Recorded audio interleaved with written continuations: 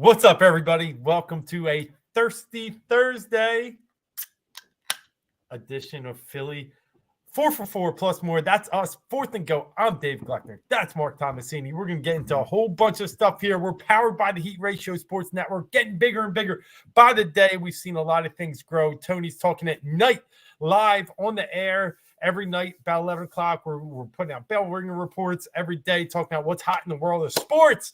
But more importantly, Fourth and Go is here to stay and grow as the new year goes.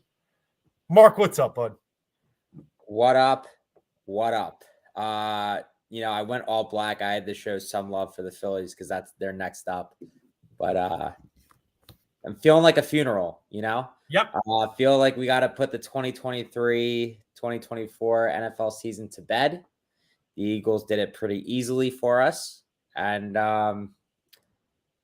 this is, I'm pretty sure, I feel like it was Salmon who coined me Dark Cloud Marc.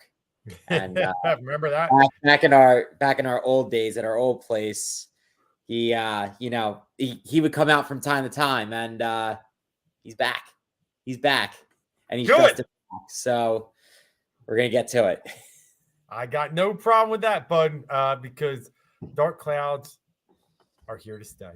I just have this, we'll get into that and a whole bunch more, but let's just start with the Philadelphia Eagles and the fall from glory that we were at when they were 10-1 to lose 6 of 7 and to lose in such a fashion as they did the past 2 weeks to the Giants and to the Tampa Bay Buccaneers.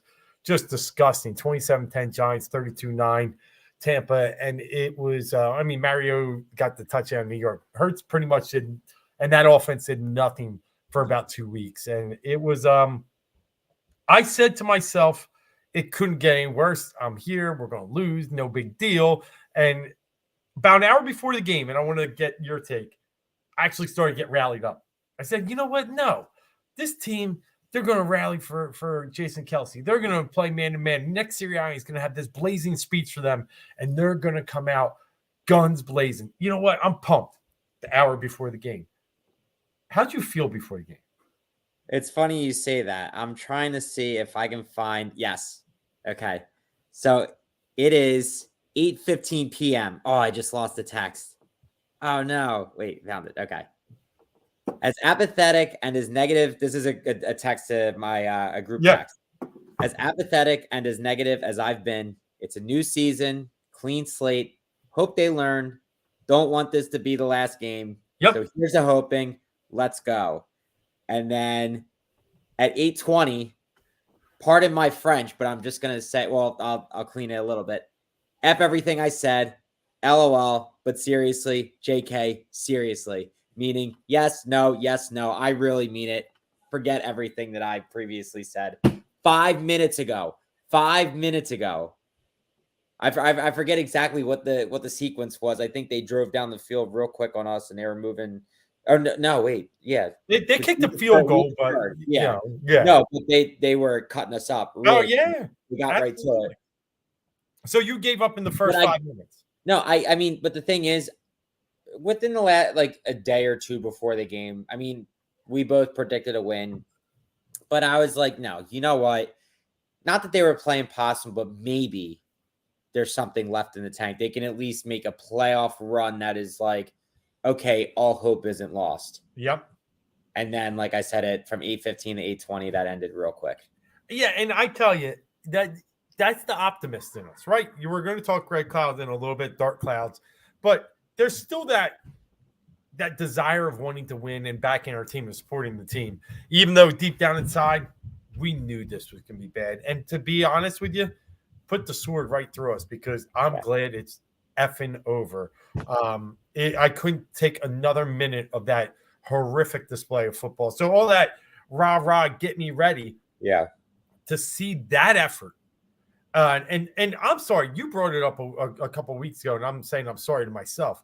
But to see Jalen Hurts pretty much apathetic on the sideline the entire time, I don't need him to be going nuts, but I just need a little bit of a fire. Yeah. Just act like you care for a second when Dallas Goedert's yelling at you, when he's trying to sound wide open over the middle, which he was. It's there was so much that went into that. But to see that effort. That's the biggest thing. And Cease, thanks for checking in, brother. As always, appreciate everything you bring to the table. But yeah, I will get to that, mother, you know what, in a minute. But Bradbury can be sent packing. To see just it all unravel in the heartless, gutless actions that we had, and I'm going to call it that, is probably, if it's not my most disappointing Eagles season of all time. I mean, I'm going back to the dream team. That's why I'm trying to battle myself in my head. But we never really had a chance there. Like, you think You're about right. it. And you know what I mean? Like, we're coming off a Super Bowl appearance. And I know, like, we look at what happened from 04 to 05, right? T.O. explodes. That's what I was going to get into that one too. That was a disappointing season too. But we knew pretty quickly that season was a hard fall from grace pretty quick. We suffered through it. But at the same time, it was like, you know, they have to start anew. They had just gone off of, you know, 3 NFC championships. And they finally, on the 4th one, they get to the Super Bowl. The T.O. stuff happened. You already went into the season knowing that there were obstacles in our way. Not this year. We were 10-1. Jalen Hurts was odds-on favorite to win MVP for probably like 2 weeks. And then just completely fell apart. And it is one of the most historic collapses. And just to see the effort that both sides of the ball put out there week after week after week. I mean, you can't tell me, you can tell when a team is just getting beat because they're just not talented enough or they're just not there. I mean, there's no emotion, no heart, no effort. That you can't teach that. The air was taken out of the locker room some way, somehow. Jury's still out on how, but you know, I know we're going to get into part of the cogs to that when it comes to it and who could have done what, who could have been better. But I mean, that was the most uninspired football I've seen. Yeah. I mean, and it almost ended in such a poetic way when Baker Mayfield, the one blitz we get to him, he throws up a punt.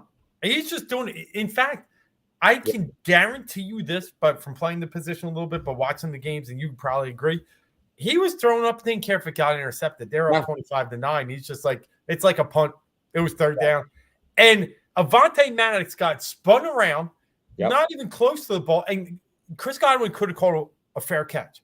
Yeah. I've never in my life seen a receiver camp under a ball like that in the middle of the field and be able to catch a touchdown. Never. Yeah. And then Avonte throws a punch at him like in the end zone. Like, you just know it was pretty much you got beat because you had no clue what you were doing. Yeah. And now he came back and was Avonte, right. Slight bit because he normally doesn't play safety. They talked about how he played it before, but if we remember when he played safety, it did not end up well for us. Yeah. He's not a great safety. He's a good slot corner. But with Brown and Reed out, I mean, what were you going to do? No. I get it. They were very tight. I mean, obviously, we're scraping the bottom of the barrel. But I'm just saying, like, we remember people wanted to be like, oh, yeah. Like, I remember hearing the radio being like, you know, Avonte knows how to play a position. But it's like, but you remember, he got torched every time. I think he played like 4 games. I would say like maybe 19 or 20. He played like 4 games at the safety position because they were hamstrung. And he got burnt. He got burnt back there. Yep. He was involved in a lot of touchdowns against us. So, I know we're going a bunch of different ways, but it's hard. It's ridiculous. No, we did. But a good question arose here. What week did the locker room split up? So here's my gut feeling. When we had Alshon Jeffrey, I was positive there was something going on in the locker room that was splitting it up with the Wentz stuff and the end of the Doug Peterson era. And we just kept hearing these little rumors and these so-called rats or whatever coming out. And we knew it was Alshon. Here, I'm not 100% that it was a complete locker room split. But I will tell you that they didn't, in my opinion, it was more of, they had no idea what they were trying to be coached, and they had no idea who was coaching who. I mean, the rumors came out. Maybe Johnson makes the calls. Maybe Sirianni does. Who knows? Hurts makes some at the line of scrimmage. They didn't know it, and you saw it on the first 3rd down of the game. Devontae and Goddard are in the same spot. They run the same route. I don't know if this team necessarily had a locker room split as much as they just they were lost for words because their coaching staff didn't put them in the right positions. I don't know. What do you think? Like, I don't feel locker room split except for the AJ stuff, but yeah. Yeah, I honestly I feel like there's a multitude of things, and that doesn't really help. That doesn't give us an answer, but it I can agree. give us some pieces of things. Because I saw something that caught my eye recently. We got rolled like our first 2 drives in San Francisco. We went down the field 2 field goals. That was pretty much the end of the season right there. It was rolled the rest of the game, and then Cowboys they got rolled. Devontae, AJ, and Jalen all had fumbles in that Cowboys game. Crucial fumbles hurt us. Here's where the disconnect starts. We understood that San Francisco and Dallas were games that we were kind of expected to lose, that we had, you understood the loss. I saw something Twitter from wasn't Jeff Mosher, but it was a beat writer. And they mentioned about the fact that AJ had to take a separate plane to Seattle because he was sick. Now, they didn't say because he was sick, but they did allude to something like AJ getting a private plane from Lori to go there. Now, at the time, it was like, okay, he's really sick. Don't want to get everybody else. Just a sec. Wasn't that the Hurt sick game too? Yeah, Seattle. Oh, you keep saying AJ, so... No, I'm sorry.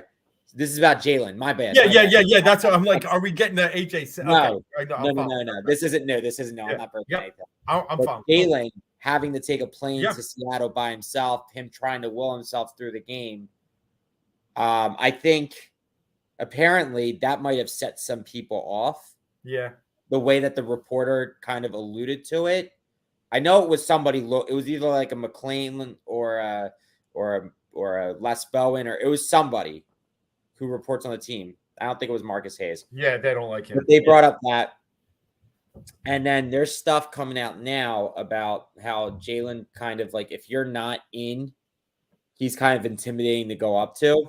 Yeah. So I think when the goings were getting tough, I think you were starting to see him just continue to stay coiled.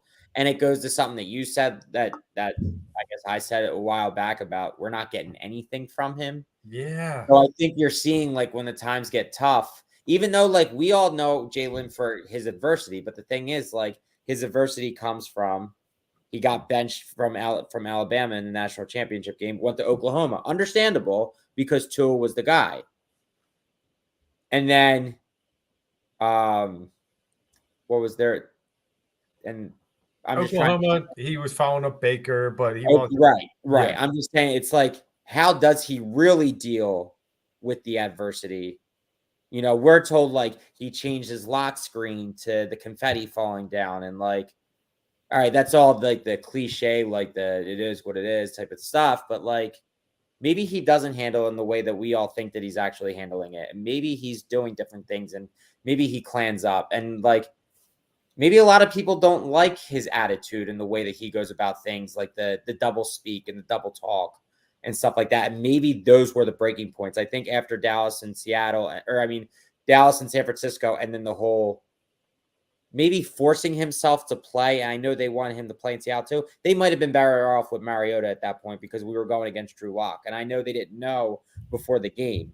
Yeah. But I think there's a lot of disconnects that go, and that's kind of a point in time that kind of has me circled down. Yeah.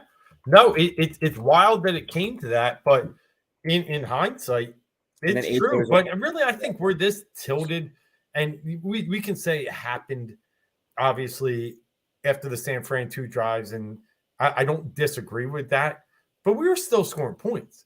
We scored points against the, Seahawks a little bit, but then Giants, we scored a lot of points and were able to hold on and win, and then Arizona, we scored a lot of points, but the defense started letting it up.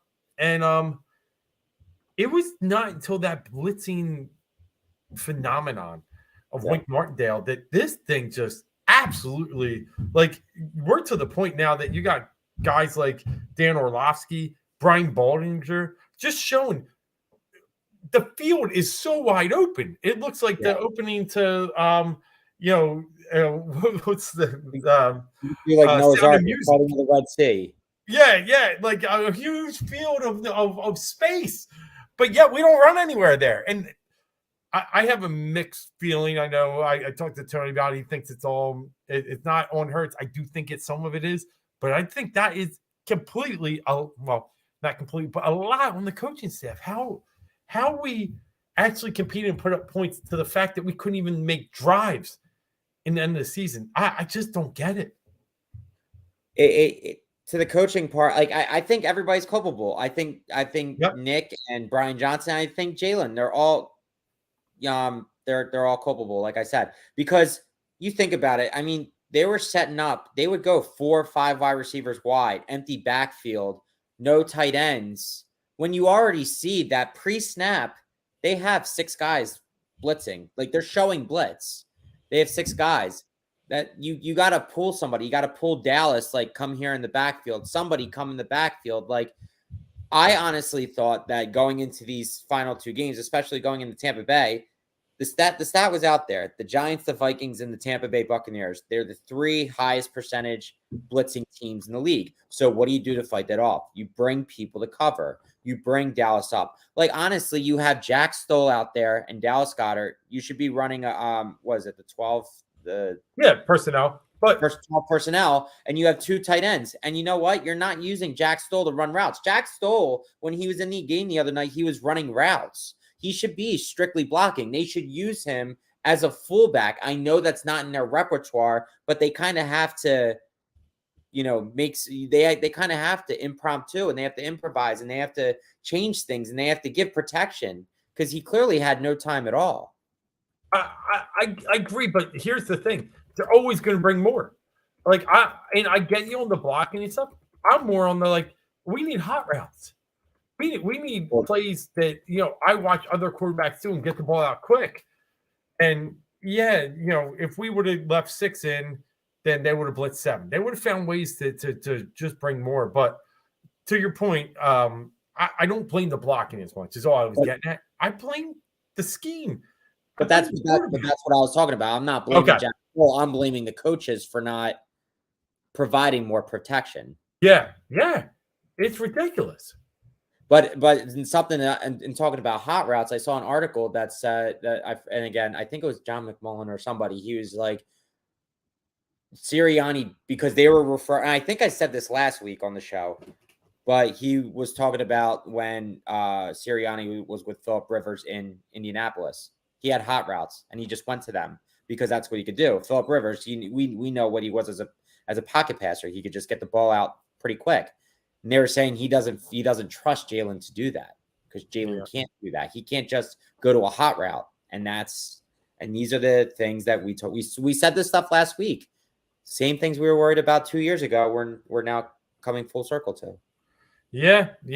I mean that was the thing. Like we were willing to kind of take the bullet here, swallow it, and say, hey, we were wrong about Hurts. Now I'm not so sure we were. And it's the recency bias kind of got us at the time and the success. And but he did do last year what we asked of him to do. But now he was great. But now we're seeing the same flaws that we saw 2 years ago because Shane Steichen's gone. And I think that's a huge issue. Let's hold that thought for a second. I would love to tackle a little bit of the Hurts before we move on. Let's answer this. What's up, David? I love it. My man always has some Expos history for us too. But yeah, big time ready for it. Saturday NFL divisional round. Listen, I've said it before. I'm a little bit of a Packers fan, and obviously became a bigger one after they beat Dallas. And now they can slay the next dragon of my dislike the San Francisco 49ers. Heck yeah, I'm ready for Saturday football. I'm hoping these Packers keep this momentum rolling because they've beaten the Lions in Detroit and they beat them soundly. They beat Kansas City at home. Now they beat Dallas where nobody could beat Dallas. They had won 16 in a row. I think they're live, man, and that's a great Saturday night game. The early game too is kind of, and we'll get to that in a minute, but yeah, it kind of it's really interesting to me from the fact that you have this great CJ Stroud story coming up, but now he's facing the NFL's MVP, soon to be MVP, 2-time MVP, but he's 1-3 in the playoffs. Yep. Which MVP shows up? The one in the regular season or one in the playoffs? We'll see, man. So, and yeah, Saturday's going to be great. I mean, I'm ready for Sunday too, but those 2 games on Saturday, going to be fun. But yeah, Mark, so before I get into the Jalen Hurts stuff, I wanted to really dial into this question here. We're about 20 minutes into the show and great talk. I think we're on the same page here, but tell me, I mean, who's at the root of all this? Who is the guy you want to put the bullseye on? Who do you blame the most for this absolutely abysmal performance the past 6 weeks, 7 weeks? Nick Sirianni. Yeah. That would be, because the whole point of him is we've talked about it. What does he do well? He came here, he was an offensive coordinator before, but like really he's not the mastermind. He's not a defensive guy. His specialty is offense. But then the thing is, like, Shane Steichen was the offensive coordinator, when he was here. And it's really when Steichen took over play calling in 2021, when they started 2-5, that's when the Eagles turned into a playoff team because they ran the ball more and they utilized the whole team. And then Brian Johnson comes in, who's Jalen's buddy, offensive coordinator. And really what I thought what was going to happen is they were going to come to some kind of agreement with Steichen to be like, leave behind some of what you did. And we're going to go off of that. And I don't think they did. I really think they tried a newer offense. I don't see a lot of similarities to last year. I really don't. Yeah, I don't disagree with you. I mean, but you should be able to retain whatever he was. There's That's books, there's everything. Like, but they chose not to. And I'm going to pile on to that. Like, it's Nick Sirianni. No questions, ands, ifs, or busts. We can put a little Howie in it because the fact that the rumors came out today, TJ Edwards didn't even get offered a contract and he wanted to stay here. I think he was the biggest whiff. People look at CJ Gardner Johnson, others. Edwards was. But so Howie owned a little bit of this piece, and we'll get to him. But Nick Sirianni, we had our questions when he started here, and his first press conference was just a jumbled mess of words that you couldn't even – Joe Biden made him look intelligent. Like, it was just a mess, right? And then, the season goes on, and he's starting to talk about flowers and roots and shit like that, and all of a sudden they started running the ball, and all of a sudden they started winning some games. Okay, and they got to the playoffs and got smoked, and we knew they couldn't beat Tampa that year. That was we knew Hurts' limitations. And then the next year comes around, all of a sudden, here we are. We're smacking people upside the head. Don't discredit anything they did last year, but with the easiest schedule and playing, we can go back to the list of quarterbacks they played and even go back to some other things. They fared pretty well in their triumphs last year, and they were given almost the golden road. So Sirianni looked great. And then this year, looks good until that Kansas City stuff. And then we've always questioned his pandering, his wishy-washiness. Yes. And I'm not so sure, I'm like you, that he's necessarily a football coach. I think he's a good, I hope be your best friend and have a beer with you and make fun of other people kind of guy. He's a rah-rah guy.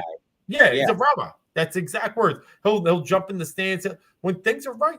He's there, and he's your guy, and he'll have your back, and he'll take the blame because what else is he going to do? He wants you to be he wants you to be friends with him. So in the end, I'm convinced after watching the last 7 weeks, he's not a good coach. No coach.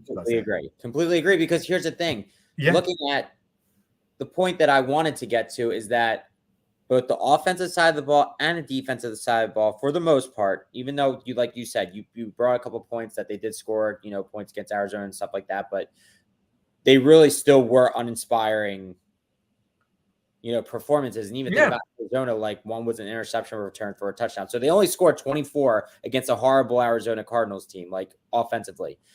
True.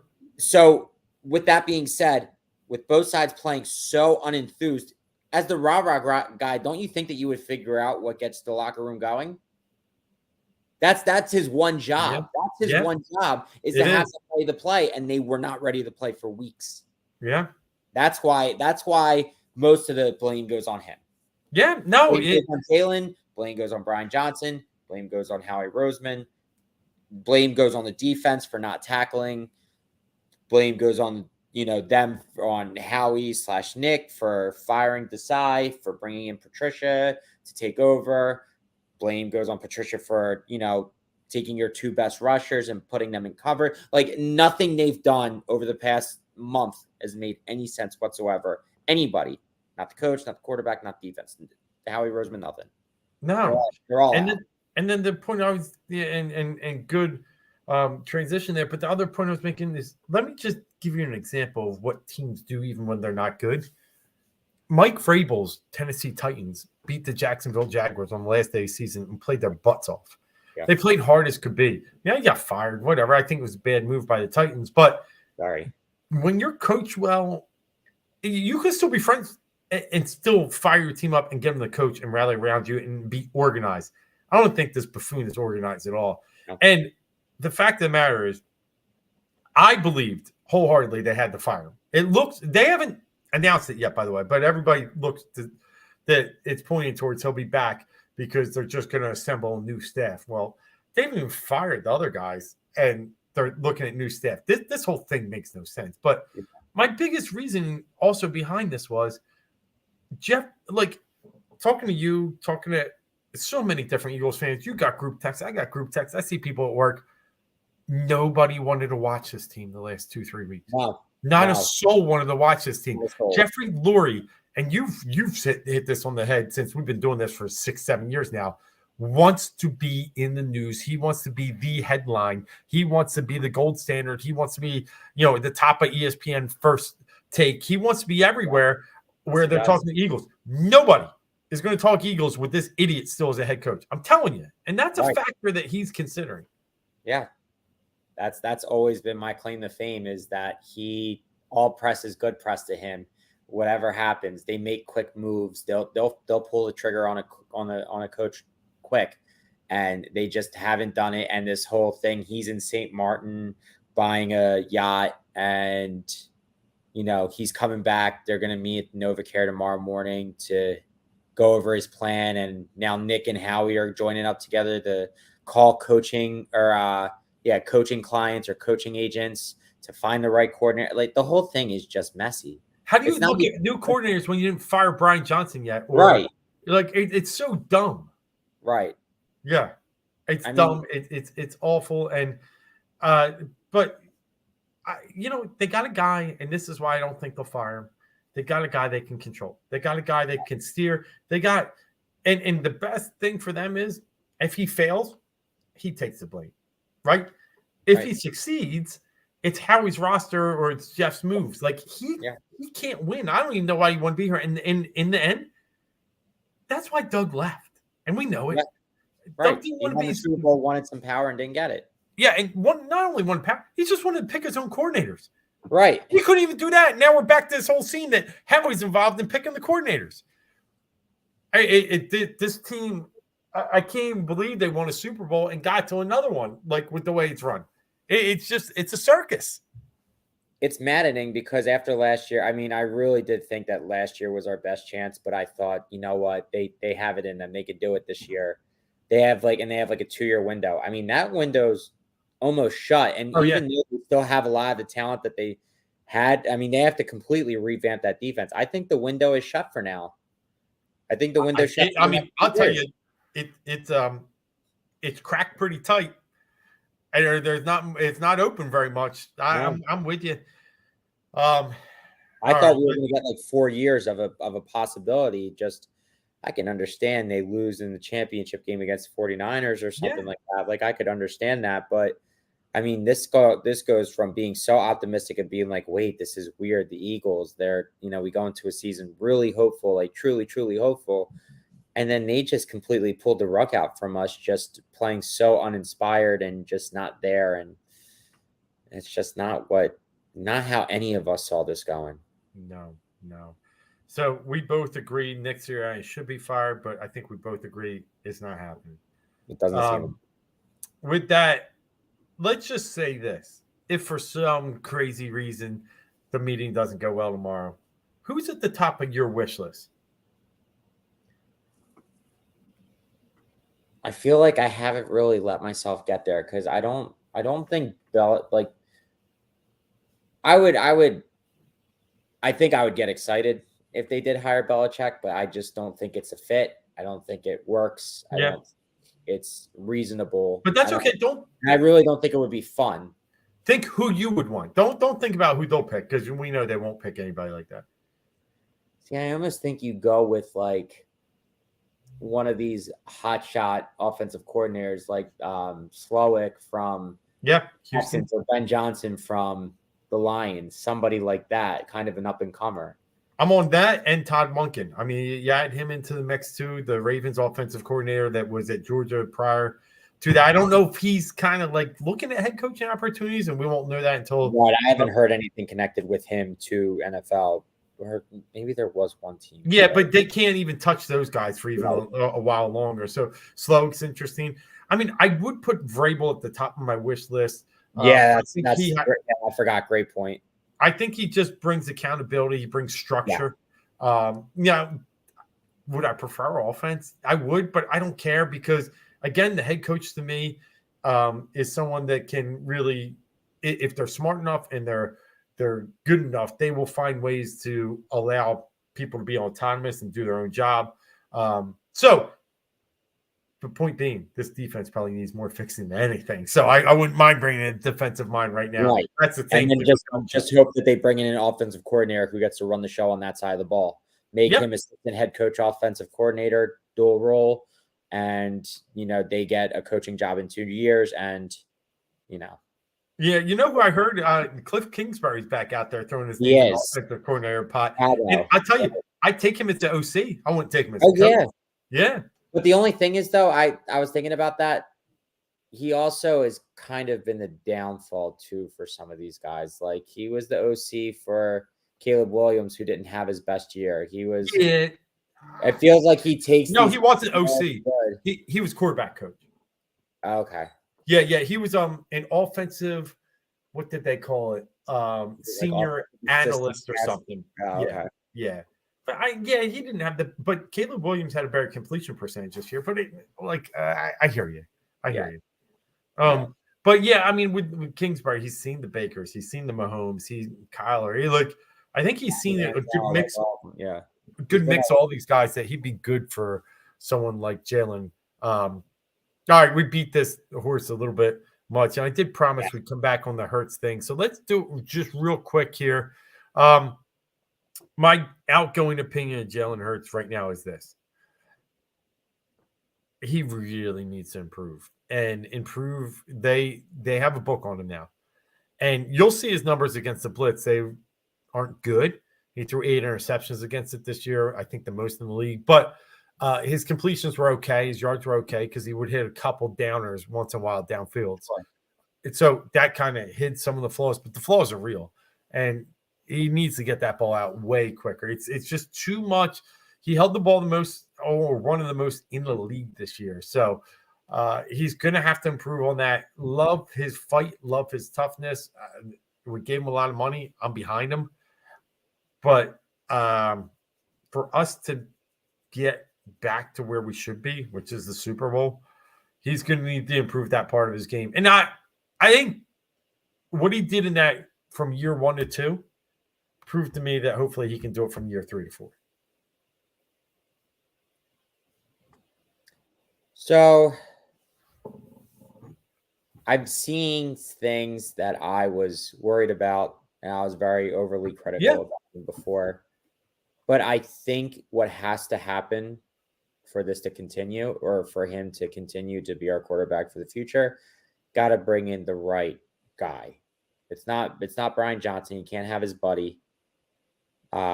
You got to bring in the right guy that is going to be able to get the most out of him. That's why I'm thinking like maybe this Slowick kid from the Texans. Yeah, looks great. Did a wonderful job with CJ Stroud, young. If he can now, CJ Stroud is good, but I think they kind of got the most out of him in Houston right now. I mean, he's playing phenomenal football. I didn't think he was going to be as good as he is, but so far everything's pointing to, and they're talking about his intelligence and stuff. But you just need somebody that can really get through the Jalen. Like the thing that's scaring me is that this is, and everyone's been saying it, Carson Wentz 2.0. Like, it is scary.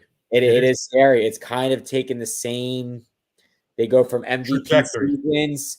The guy who was leading them, I know, was quarterback coach DeFilippo with Wentz and I guess Reich leaving too, and then you got Steichen leaving, seeing the offense completely change.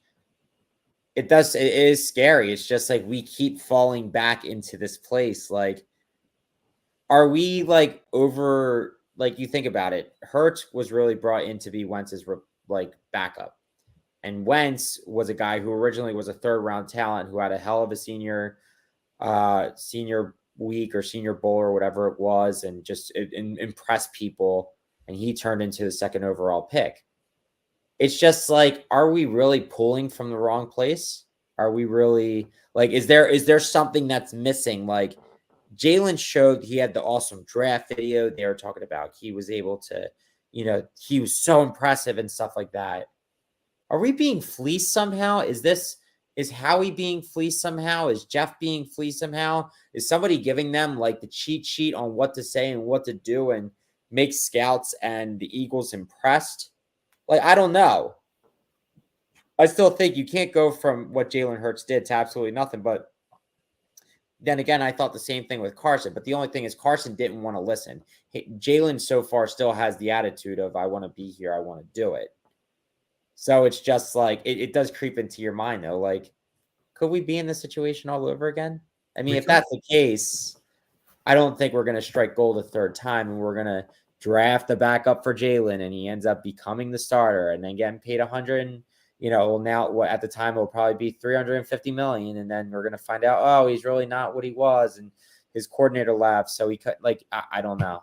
It's just exhausting at this point. It is. It'll be interesting. It's a big offseason. An interesting point about Slowick too is he comes from that Shanahan tree, yeah, with McVay and everybody. So, and LaFleur, who I love. So it's gonna.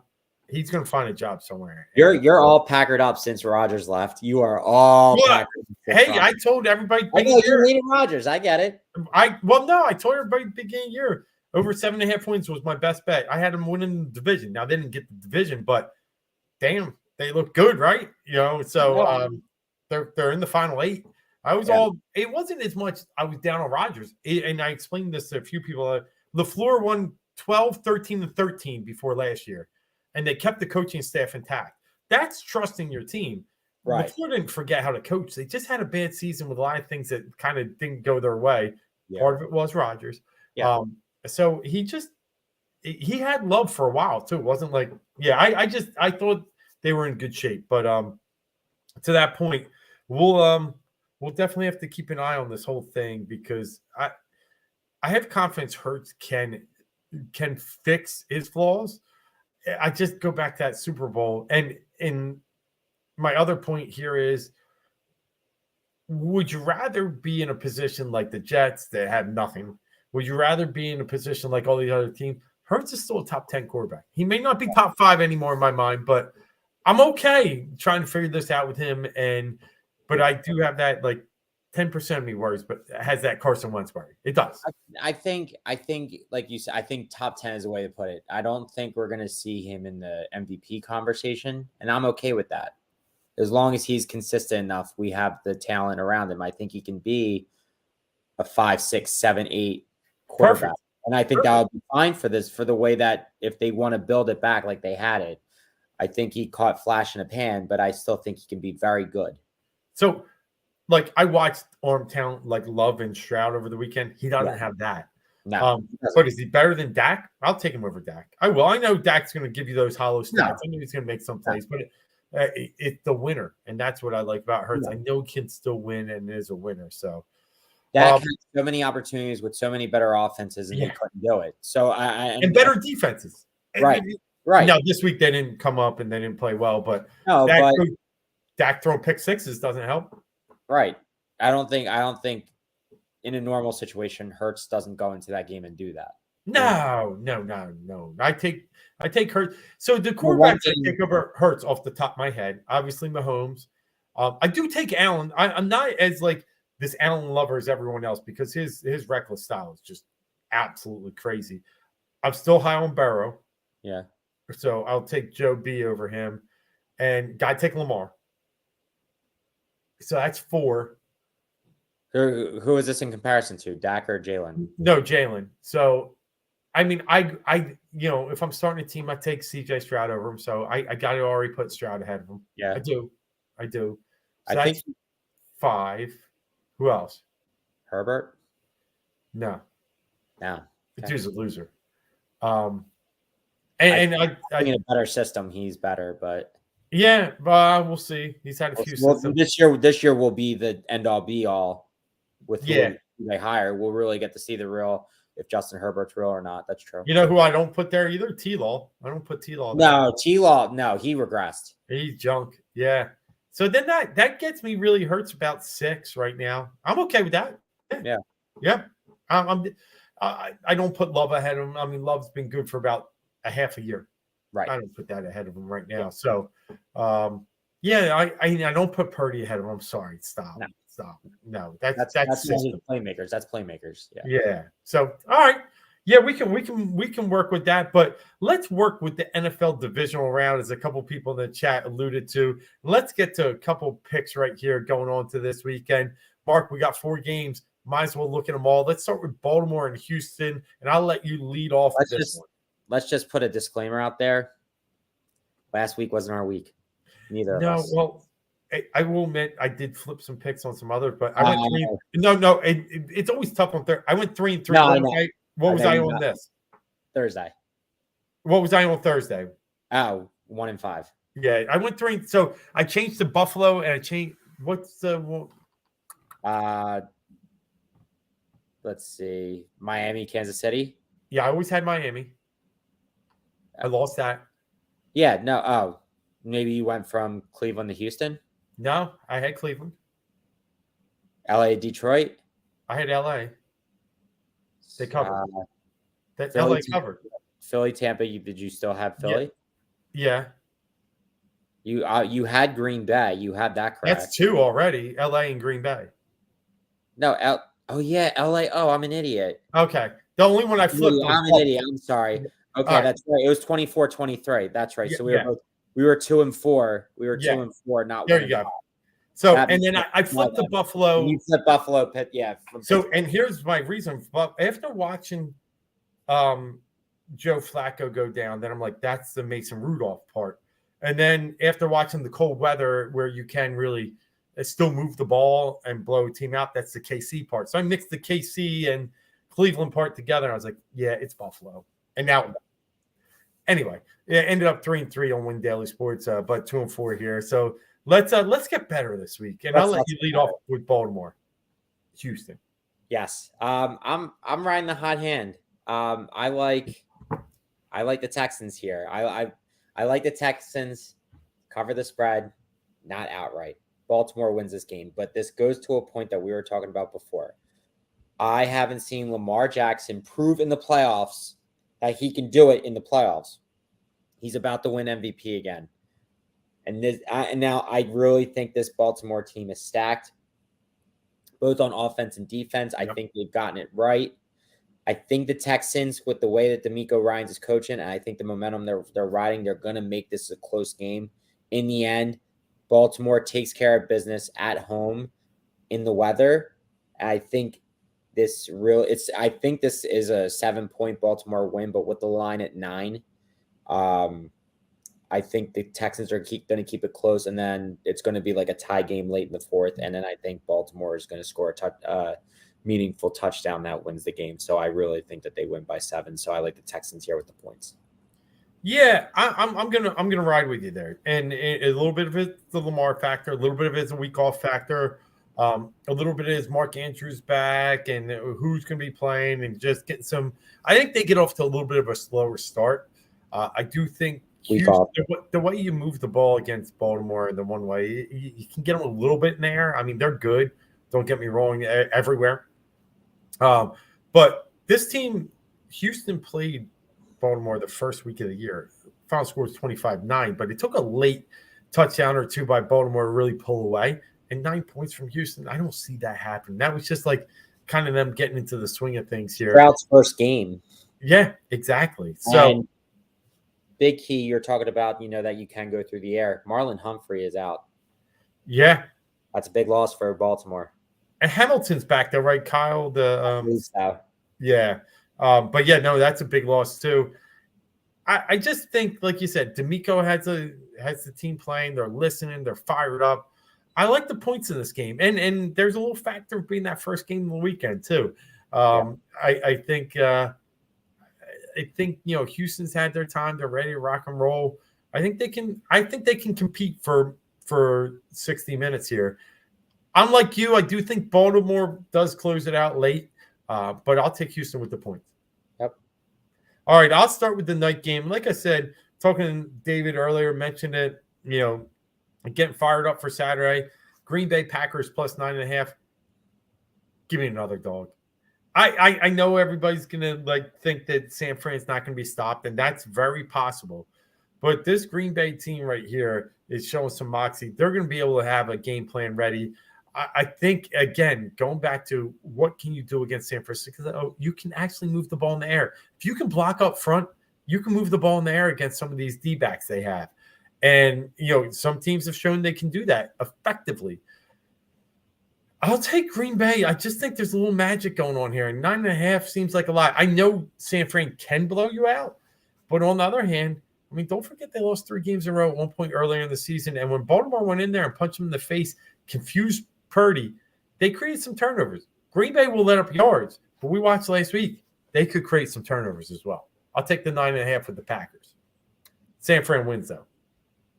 Okay. So I'm actually, and this pains me to do it, I'm going to take San Francisco at 9.5 points. I am a true, I like you, I do agree that 9.5 is a lot of points. There's 3 big spreads this week. You can consider Lions Bucks a big spread at 6.5. Because these games are a little more hollowed or a little more wide apart, I think next week is going to make for tighter championship game lines. But San Francisco, I think for them, the rest is going to be good. I think that the Packers took advantage of 2 things. Packers were able to run the ball all over Dallas. I think Aaron Jones had obviously a hell of a game. And that, what was the other thing I was going to say? But and I think Dak made big mistakes. And I think Green Bay definitely did confuse him a little bit, but I feel like Dak was just kind of throwing the ball erratically that way. So with that being said, I like what the Packers are doing, but I think the 49ers there, they hype themselves up against the Eagles. They feel slighted by what happened in the championship game against us last year. I think they're on a war path to get to the Super Bowl, to win the Super Bowl, and I'm not going to like when it happens. There was a comment that, what's his face, Shanahan made about the Cowboy, or he was like, I started studying Packers tape at halftime. I think he's a schmuck. He also blew a 28-3 lead, but it pains me to say I'm taking 49ers minus 9.5.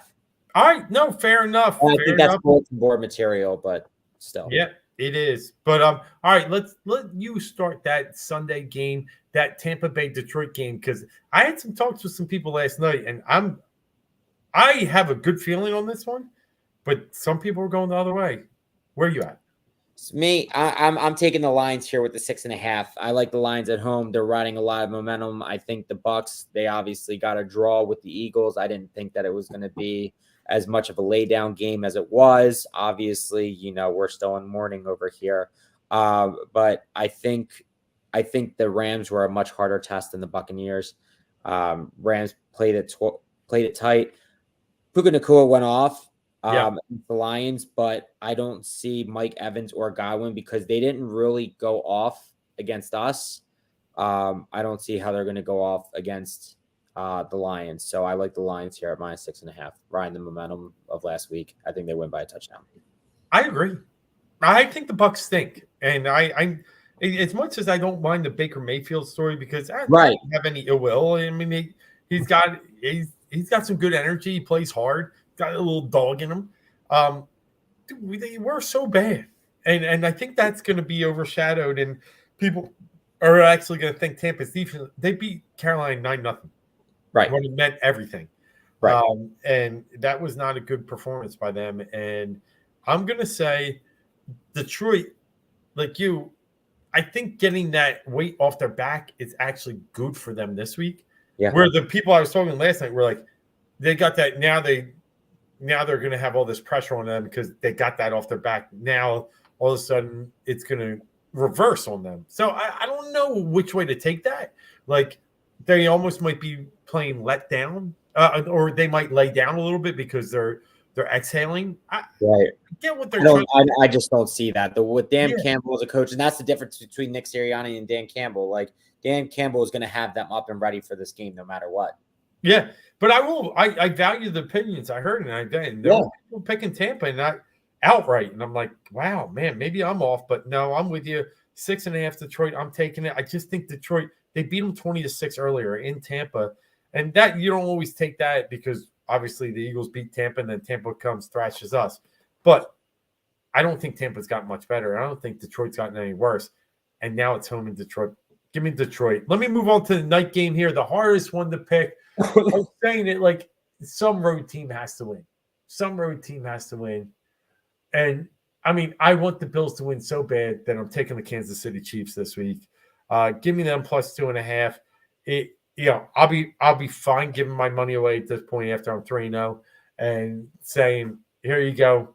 I hope the Bills win, but the fear in me is the Bills always throw up a stinker. They did it again last year against Cincinnati in this round. They found a way to just not show up when the money's on the table. When the cards are all, out, they choke. And they even started to choke a little bit last week. 21-0. It got a little tight there they got to what was it? 24-17. Yeah. They got outscored 17-3, and they intercepted the ball in the end zone. Like this team, man, they just don't know how to close games. And it starts with the quarterback. So anyway, I hate it. I hate every pick here or every point in my body about this, but Kansas City just doesn't die easy. They got the refs on their side too. Give me Kansas City +2.5. Well, I'm going to take the opposite of you here. I am going to take the Buffalo Bills. I think that when we look at it, Patrick Mahomes hasn't had to play on the road in the playoffs. Patrick Mahomes and the Chiefs lost at home to us. They lost at home to the Packers. I think to the fault of his receivers mostly. And I think it is going to be hard for the Bills to beat the Chiefs twice in 1 year. You got Mahomes bitching about, they took that one away from us. But I think that's going to kind of fuel Buffalo. And I think Buffalo at home with this whole snow thing, I think that they let Pittsburgh back in. And I think that this is their shot. I think this is actually their shot to go to the Super Bowl. We had the Bills in the Super Bowl this year. I think both of us did. Yeah. And I think this is actually their shot to make it there. As crazy as it is, as crazy as it, they could have gone from what they could they have not been in the playoffs, right? They were they were 6-6. Right. Well, and then in the last week there, and they got in once Jacksonville got upset, but they had a chance, and absolutely. They were in that scenario, and it's crazy that they could go from being out to being the second seed. But I mean, they would if the Ravens win, they go into Baltimore. Again, it all depends on what Lamar Jackson shows up for the playoffs, and I think there's a chance that we have the no-show Lamar Jackson. And if the Ravens get by against the Texans with a bad showing by the Texans, and Baltimore's defense steps up, and the running game is able to do their thing, and the Bills are in Baltimore next weekend, I think they clearly have a chance. So I think the Bills just, hunker down. I think it's going to be drop balls by Kansas City. And I think the Bills are going to take care of business at home, and they're going to have their chance at the AFC Championship. I hope you're right. I hope you're right. Yeah. Yeah, because obviously all I need is 2 more. I'm cheering for 6 teams. 2 I'm not. San Fran and Kansas City. All right. We got about 5 minutes left in this show. We spent a lot of time, and rightfully so, on the Eagles and the NFL. Let's get this going because Heat Ratio Live is coming up in a few minutes here. Flyers looked great tonight. Another huge win. Man, I tell you, Torts is pushing all the right buttons, right? When I watched the game, and I watched it for a little bit, and the Stars are a very quality team, 26-12, and whatever they have in the overtime losses, but to beat them 5-1, he's just there's some things here like it's almost a 50-50 split now in the goaltending category with Urson and Carter Hart, and it's interesting. Only 15 shots on goal tonight. He only had to have 14 saves in this 5-1 win. They're really effective. This trade, Drysdale is getting a ton of minutes already. 18 tonight. He's playing on the power play or the penalty kill. I like what he's doing. How about you? So I've been watching from afar, and I say that because I'm afraid that once I buy in and get all in, it's going to be the jinx. So I'm hearing from afar. I'm watching highlights. I'm not sitting and watching games yet. I'm doing it with the Sixers because I've lived and died Sixers, my whole life. But with the Flyers, I feel like it always happens that, they get to a hot start of the season and then they crash. Yeah. So I've been hesitant to start really watching. I did watch the end of, I think it was last Sunday, and they won. They held off. They were like, it was like the last 6 minutes of the game. They had just scored a goal and they won. They finished out the third period. And I was like, okay, because if they blew that, I definitely wasn't going to. But I think I got to start watching and really just go with it because I think this team is not just luck. I think this team has talent. Tippett's coming around. 17 well. I think. Yeah. Did you see I did see the goal that he had, that he spun, stopped, kind of reversed, and then kind of backhanded it from like a couple feet out. Yeah. It was nasty. It was. I was watching. Yep. And I'm glad to see that Konechny got the C. I heard that he gave him the C. Because I think Torch really didn't trust Konechny for a while there, and Konechny's kind of earned it, and he's kind of grabbed hold of that, of being a leader on this team. So I think it's good for them. They're fun. They're a fun Flyers team, and I think I'm finally going to jump on board because I'm going to say maybe I am a jinx, or maybe this is the real deal. I hope it's just the real deal. I don't want to be a jinx. Well, you got to jump on board, and I'm going to tell you, there's something about this Cutter Gauthier, and there's something about this, like it can bond a team, it can embolden a team, and these Flyers, I think, are going to just feel a little bit, and especially the way Torts coaches, and especially the way he's going to get them rallied up. I'm loving it. I really, really think there's a chance that could be a big turning point in this season. So definitely tune in because it's must-watch hockey right now. Talk about must-watch. Philadelphia 76ers. The game the other night, it was so entertaining. Embiid, Jokic going at it. Embiid drops 41 and 10, but the 10 was the surprising point.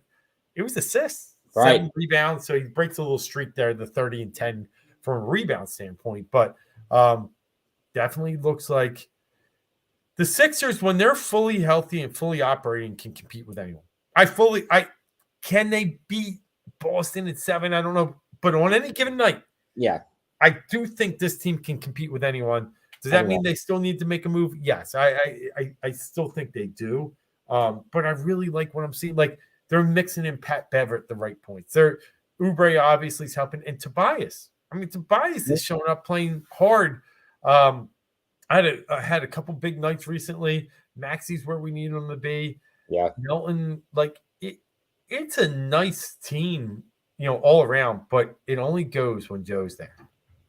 Thing is, Nick Nurse has done everything. He is the best coach that Joel Embiid has ever had, and he is getting the most out of all of these players. I mean, Embiid's been I don't know what he's averaging. He's probably only averaging like 5 assists, but it almost seems like he's putting up like 7 a lot of nights. And like we used to see him with like 3 maybe a night. His game has grown tremendously. Yeah. All around. It's been quite amazing to see. Yeah.